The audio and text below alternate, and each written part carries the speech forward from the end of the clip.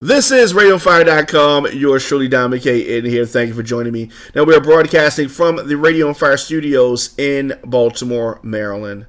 Finally, someone stands up to President Trump and is not going to him on bended knee for some stupid meeting.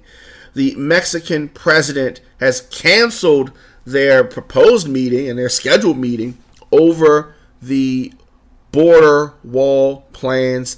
Mexican President Enrique Peña Nieto canceled their meeting, which was set for next week. And the continuing tensions over Trump's plan to build the wall border is the source of this.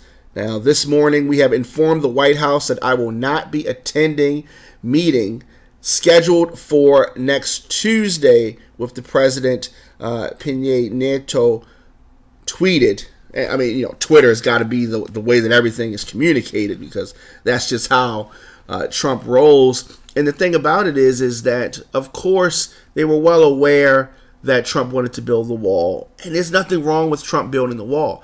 But trying to humiliate and punk and chump down Mexico to pay for it is something that the president, just their pride the Mexican pride has to kick in. Then the president can't just let the president of the United States just stomp all over him. He's got a country to run his own self.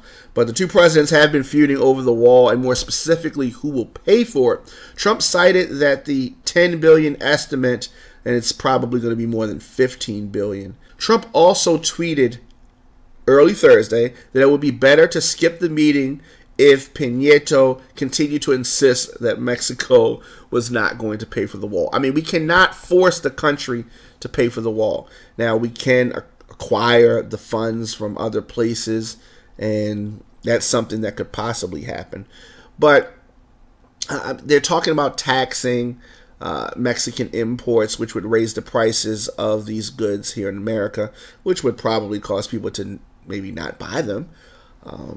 And this would, in effect, start a trade war between the United States and Mexico, and we really need to trade with them. And I think that his stubbornness over this wall versus the trade between the two countries, the trade is much more important, and I think that needs to be focused on. But I did hear today a very interesting way that they could get $14 million. They said that the assets of El Chapo was about $14 billion, and that's a definite way that they could get the money by seizing the assets, the $14 billion in assets from El Chapo.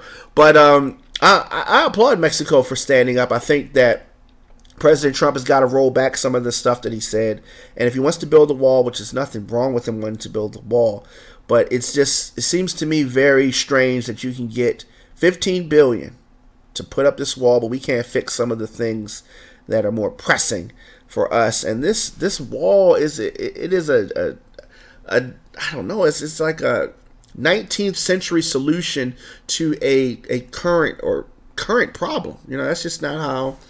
I just don't know if that's the best way to do this. But let me know your thoughts in the comment section, Instagram, Facebook, Twitter, at The Don McKay Show, at Radio on Fire.